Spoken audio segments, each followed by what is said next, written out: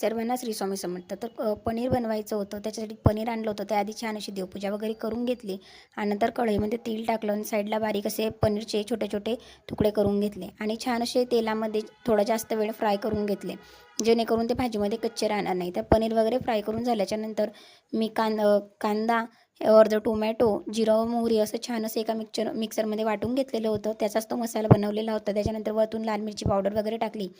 Kitchen king गरम मसाला वगैरे टाकून झाल्यानंतर छान असा मसाला होऊ दिला. मसाला झाल्याच्यानंतर त्याच्यामध्ये जे पनीर मी फ्राय केलेलं होतं ते पनीर टाकलं आणि थोडंसं गरम पाणी टाकलं, कारण भाजीमध्ये गरम पाणी टाकलं तर अजून छान आणि टेस्टी होते भाजी. तर तुम्हीसुद्धा ही ट्रिक नक्की ट्राय करून बघा. तर नंतर जे काही मसाल्याचं भांड्याचं पाणी होतं ते टाकलं.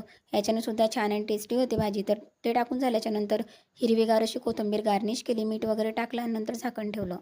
लगेच साईडला कणिक वगैरे मळून ठेवलेली होती आणि खूप छान अशा फुगलेल्या चपात्या वगैरे बनवून झाल्या.